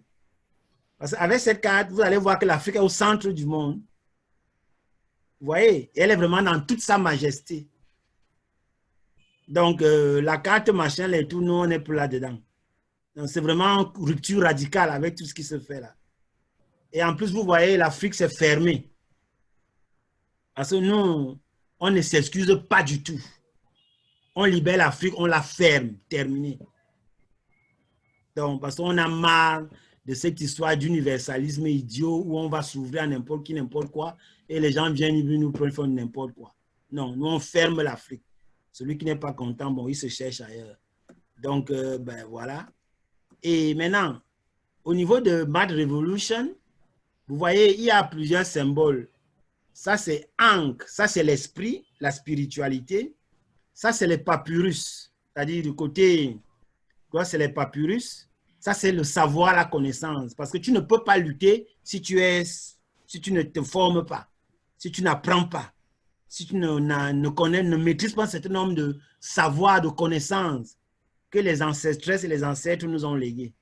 Donc, ouais, c'est pour cela que c'est important d'avoir le papyrus. Et bien sûr, il y a ici, ça c'est une forme de lutte que nos ancêtres avaient inventée, la capoeira. Et c'est surtout au Brésil que c'est pratiqué aujourd'hui. Et donc, parce que bien sûr, la révolution aussi, il faut se préparer physiquement. Parce que, bon, ça chauffe la révolution. Donc, il faut être prêt physiquement. Et parfois, tu sais, si le corps n'est pas préparé, parfois, il aura du mal à gérer le pouvoir spirituel et le pouvoir des connaissances. Donc, c'est pour cela que tout ça va ensemble. Et bien sûr, les armes.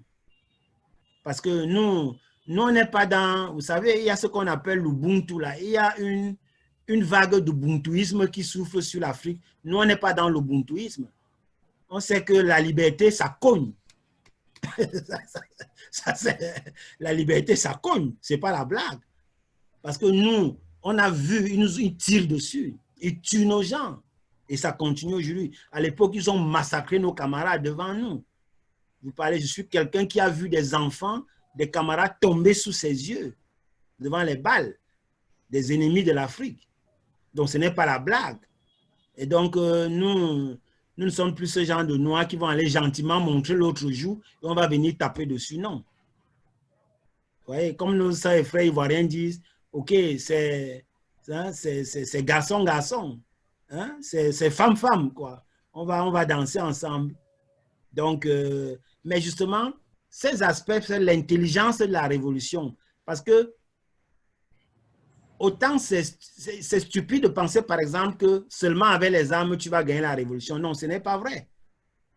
Ce n'est pas vrai. On a eu dans notre histoire des révolutionnaires qui n'ont pas pris les armes, qui n'ont pas fait de lutte armée. Sékou Touré a réussi, en fait, a pris le pouvoir à imposer une révolution. Kwame Nkrumah, c'est des révolutionnaires. Le frère Chavez aussi, par exemple, au Venezuela. On a vu ça. Donc, il ne faut pas que les gens soient obsédés par l'idée que, OK, la révolution, c'est seulement les armes. Non. Il y a beaucoup de choses qui font partie d'un processus révolutionnaire. Et l'intelligence consiste à savoir, selon les moments historiques, qu'est-ce qu'il faut utiliser, qu'est-ce qu'il ne faut pas utiliser. C'est pour cela que nous insistons sur tous ces aspects-là. Vous voyez? Donc, si quelqu'un vient croire que juste, OK, ouais, il va faire le kung-fu ou bien le capoeira, il va aller bagarrer, montrer qu'il est fort, c'est qu'il n'a rien compris. Et si quelqu'un vient croire qu'il va juste aller prier les ancêtres et tout est bien tranquille, il n'a aussi rien compris. Si quelqu'un croit qu'il va juste lire beaucoup les grands livres de tel et tout sera bien, ils n'ont aussi rien compris. C'est tous ensemble. Et il y a plein d'autres choses aussi. Alors, Je donc, crois que c'est assez intéressant comme théorie. ouais. Donc, c'est ça. Et nous appelons ça dans l'éducation politique des bâtisseurs de Nubia Kemet. Ouais.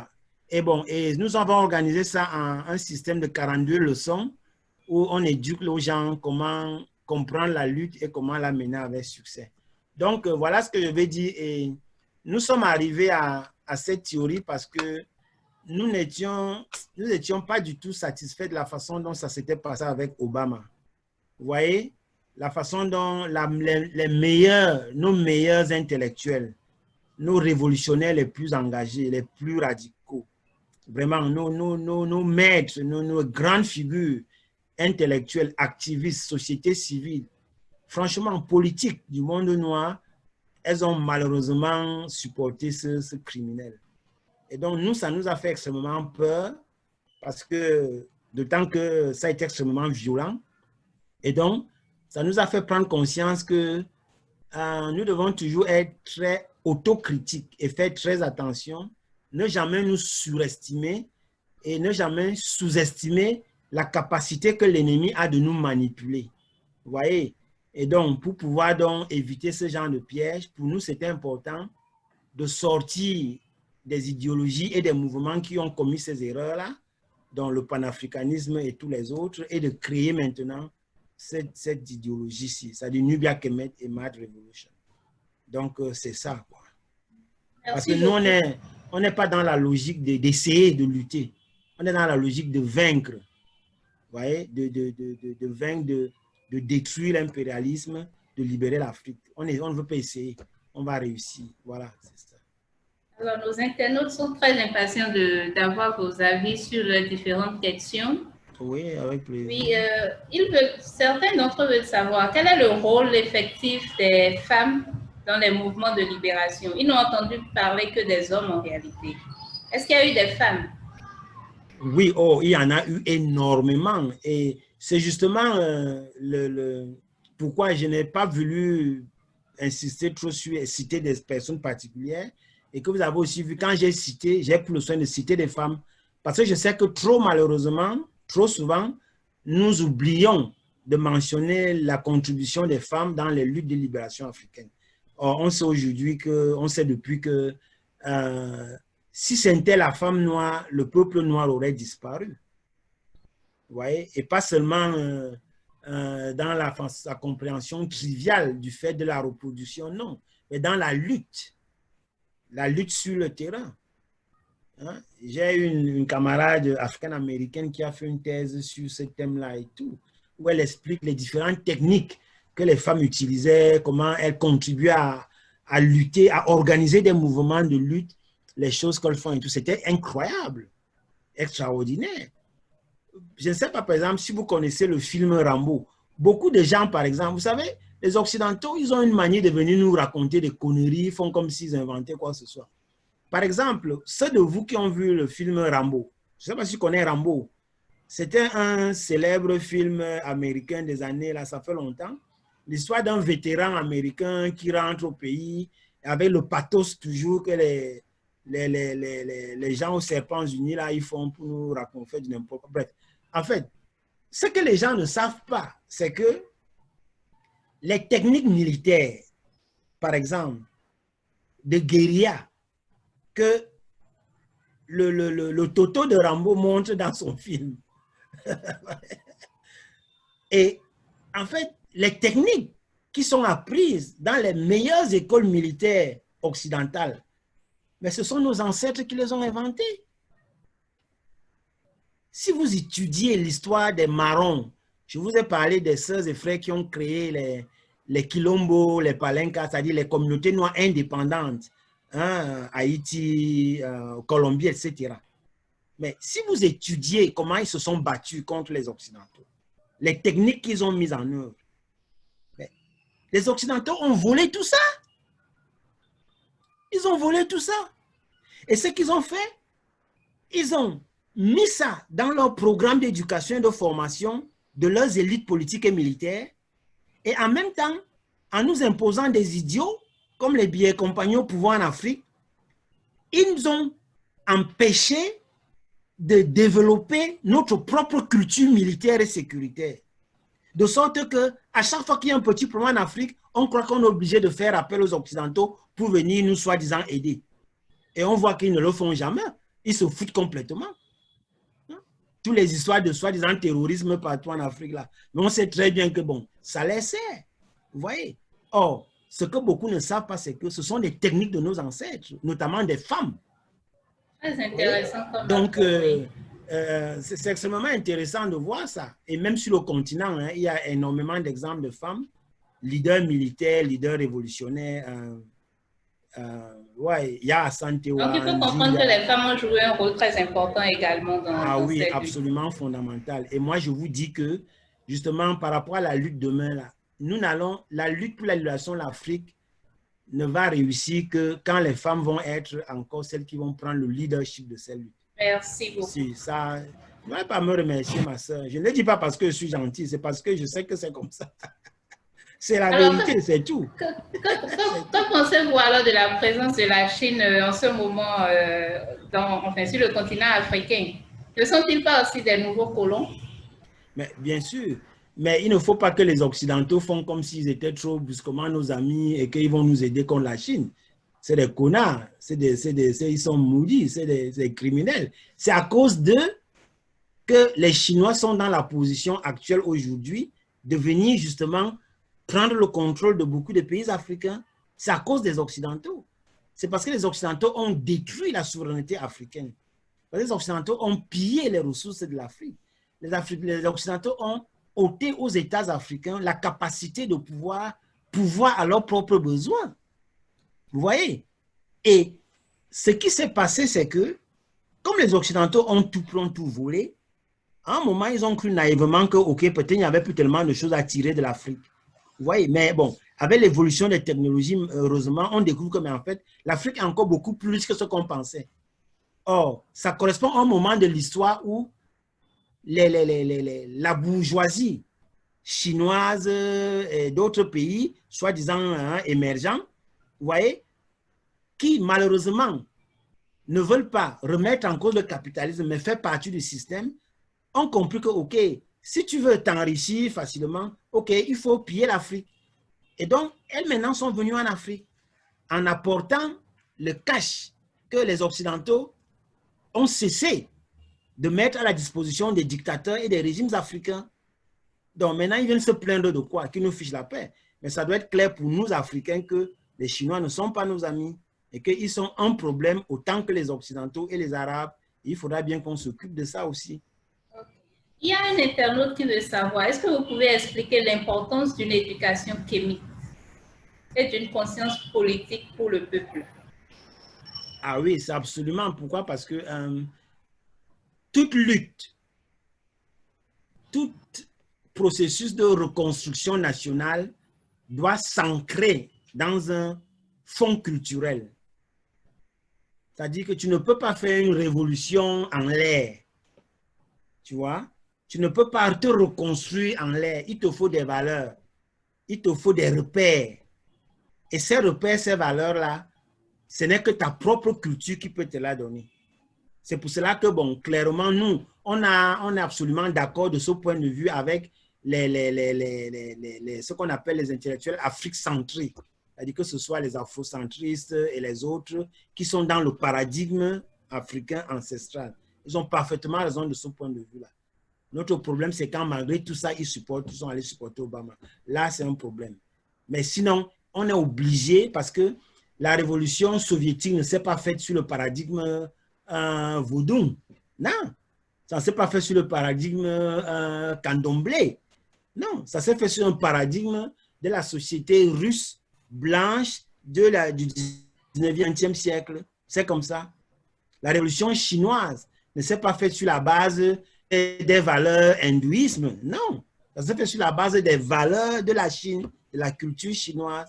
Et donc, c'est très important donc, si on admet que, OK, les kémites ou bien le kémitisme, c'est en quelque sorte la reconnaissance des valeurs culturelles propres au peuple noir et que donc, celui-ci ces valeurs-là constituent le socle culturel, spirituel, symbolique, intellectuel dans lequel doivent s'enraciner nos réalités et nos luttes. Absolument, oui, le kémétisme est absolument fondamental pour nos luttes. Nous, on est clair là-dessus aussi. Vous voyez un peu? Et bien sûr, pour non seulement la lutte elle-même, mais pour l'éducation et la construction de l'avenir. C'est absolument indispensable. Dernière question pour finir cet entretien. Un de nos internautes nous dit, quand vous dites que la communauté noire en Amérique du Nord ne sont pas politiquement forts pour faire la révolution pour la libération des peuples noirs, savez-vous que la communauté noire en Europe, et particulièrement en Allemagne, est assez forte pour vaincre ce combat de racisme et de massacre des Noirs? Non, je ne crois pas. Ce que j'ai dit pour les Serpents Unis est valable pour toutes les communautés noires à travers le monde. Il n'y a pas, à ma connaissance, sauf si je me trompe, je peux me tromper. Et bon, j'espère que si quelqu'un sait mieux que la personne puisse m'informer. Il n'y a pas, à ma connaissance, dans l'état actuel du monde, de nos luttes, ce que nous sommes aujourd'hui, il n'y a pas une communauté noire quelque part dans le monde qui est assez forte là maintenant pour réussir cette révolution noire-là, que ce soit dans l'espace où elle se trouve ou ailleurs. C'est juste, non, mais ça dit que c'est comme toute lutte historique. Il y a des moments historiques où tu es fort, où tu es faible. Et nous, ce qui nous a tués les dernières décennies, les dernières années, c'est la malédiction Obama. C'est ça qui nous a tués. Parce que avant que ce criminel-là ne soit sélectionné par les maîtres blancs pour venir nous confuser, enfin nous rendre confus, hein, et nous détourner, vraiment, il y avait effectivement un mouvement panafricaniste, il y avait une dynamique panafricaniste vraiment forte. Il y avait des choses incroyables qui se préparaient, qui se faisaient. Et je peux vous en parler parce que bon, j'étais impliqué dans des choses, j'étais vraiment un témoin, un acteur, j'étais vraiment, il y a énormément de choses qui se passaient et nous étions vraiment prêts de réussir, hein, ce pourquoi nos ancêtres sont sacrifiés depuis des siècles. Bon, mais malheureusement, vraiment, ces gens, ils ont fait un coup de maître, hein, en nous balançant, hein, Obama. Et c'est pour ça que je parle de malédiction. Parce que c'est une situation terrible. Vous voyez, un peuple est dans la capacité de réussir sa lutte. Il a gagné, vraiment, il est en train de gagner. Mais là, justement, il abandonne sa propre victoire à ses ennemis pour se retrouver après dans les chaînes. Donc, et c'est ça le problème. Et donc, depuis ce moment, je crois qu'on n'a jamais été aussi faible. C'est pour cela que quand les histoires comme des tragédies comme les massacres des Noirs se passent aux Serpents Unis, en Allemagne, partout, vous voyez, les gens, on est dans la réaction, vous voyez, et on ne peut pas empêcher ça. Et vous allez voir après, bon, ok, ça va retomber dans l'anonymat et puis ça va continuer business as usual. Donc non, nous sommes vraiment dans une phase critique où il faut reconstruire beaucoup de choses.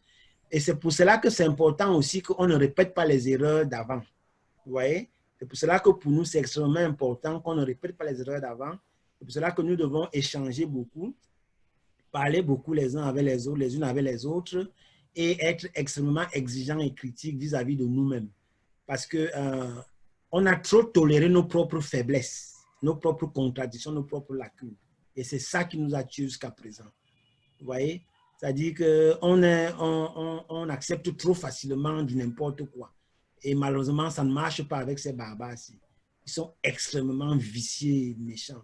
Donc, on a besoin d'être extrêmement forts, nous aussi. Voilà, c'est pour cela que, pour l'instant, c'est vraiment à reconstruire. Voilà. Bon, mais je sais que ça va marcher et on va s'en sortir. Nous l'espérons également. Nous ne pouvons pas conclure cet entretien sans vous demander, demain 18 juillet, la journée internationale de Nelson Mandela, que pensez-vous de l'homme? Pensez-vous qu'il est vraiment un exemple en termes de leader africain? Que pensez-vous de lui? Bon, écoutez, moi,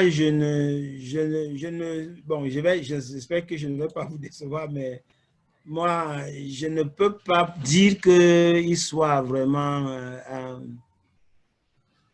mon héros, mon modèle, vous voyez? Non, vraiment, non, non, vraiment pas, parce que il faut qu'on se dise les choses clairement. Mandela est justement un exemple de cette tragédie dont je venais de parler, c'est-à-dire de cette incroyable, terrible tendance que nous avons d'abandonner des victoires qui nous sont pourtant acquises. Donc, moi, je vous montre plutôt, j'espère que vous voyez cette image. Oui, oui. Vous voyez la personne qui est là? Oui, Winnie Mandela. Voilà, c'est elle, la vraie Shiro, c'est-à-dire ce que vous appelez en français colonial héroïne. C'est elle, la vraie leader. C'est elle, la vraie mère de la nation africaine. C'est elle, ma leader. C'est elle, ma Shiro. Vous voyez? Et ça, c'est justement aussi un des problèmes. C'est que, précisément, je crois qu'il faut qu'on se le dise honnêtement, surtout nous les hommes. Si elle avait été un homme, elle aurait eu un autre destin que ce qu'on lui a fait. Ouais. Vous voyez un peu? Et donc, c'est elle, la vraie reine, la vraie guerrière, la vraie révolutionnaire. C'est grâce à elle que notre peuple a pu atteindre au moins ce petit espace de liberté, de possibilités. Et malheureusement, justement, ce sont d'autres personnes là, dont celui que tu as mentionné là, qui sont allés justement, tu vois, compromettre sa lutte, tu vois, non, et trahir cette lutte-là. Donc, c'est pour cela que, tu vois, elle est vraiment l'exemple vivant du tort que nous faisons aux femmes africaines, à la femme africaine. Et comment, en le faisant, nous faisons du tort à nous-mêmes comme peuple. Parce que quand tu vois comment le peuple azanien souffre aujourd'hui, le peuple ne le mérite pas. Et ça aurait été différent si, tu vois un peu, les choses se seraient passées autrement. Voilà, par rapport à elle et avec elle. Donc, c'est elle, la vraie personne. C'est elle qu'il faut célébrer. C'est elle qu'il faut étudier. C'est elle qu'il faut chanter, boire, manger, respirer. C'est elle vraiment, l'icône de la lutte pour le peuple, du peuple africain des dernières décennies. Donc, bon, ouais, moi, c'est comme ça que je vois ça, quoi. Donc, ouais. Et je te dis, je vous dis, elle incarne un esprit incroyable des femmes noires guerrières, qui si heureusement, si nous avions la force, le courage, l'honnêteté de reconnaître, d'apprécier, de valoriser, nous permettrait de sortir tellement de beaucoup de problèmes que nous rencontrons dans le monde noir. Vous voyez? Et c'est pour cela que c'est vraiment dommage et terrible la façon dont elle a été traitée. Mais nous, nous savons qui elle est, nous savons ce que nous nous devons, et nous savons que l'histoire lui donnera raison un jour. Et elle méritera, elle retrouvera la place qu'elle mérite dans l'histoire des luttes du peuple azanien et du peuple noir en général. Donc, il n'y a pas de problème par rapport à ça. Ouais. Nous vous remercions, M. Sinfo-Tonkam, pour cet échange vraiment enrichissant. Et j'espère que nos internautes en ont beaucoup appris. Et nous sommes à la fin donc, de cet entretien. Merci encore d'avoir accepté d'accorder votre voix sur l'espace de Play Store Africa. Merci encore. Oui, c'est moi qui vous remercie vraiment beaucoup de cette initiative. Et vraiment, un message à ce jeune, il faut qu'il continue de s'éduquer, de se former et d'apprendre et surtout d'être extrêmement modeste, d'être extrêmement critique et autocritique pour ne pas reproduire les erreurs des autres générations, parce que il ne faut plus que nous soyons en train d'essayer de nous libérer, il faut qu'on réussisse à nous libérer. Il faut qu'on réussisse à vaincre, parce que ces gens n'ont pas pitié de nous, ces gens ne nous feront aucun cadeau. Et donc, nous ne devons pas croire du tout que ça va être facile. Et il faut qu'on cesse de nous satisfaire de nos faiblesses, de nos contradictions, de nos lacunes. Et il faut qu'on soit vigilants les uns vis-à-vis des autres. Quand l'un de nous fait des erreurs, il faut qu'on se parle honnêtement, ouvertement. Et si notre amitié se repose sur l'acceptation de nos faiblesses, de nos trahisons, de nos manquements, alors ce n'est pas une bonne amitié africaine. Donc, il faut vraiment que nous, Africains aujourd'hui, nous soyons un peu plus exigeants vis-à-vis de nous-mêmes et de nos proches. C'est la seule condition pour que notre lutte aboutisse. Donc, merci beaucoup de cet entretien. Et voilà, la lutte continue et quoi qu'il advienne, nous vaincrons. Merci.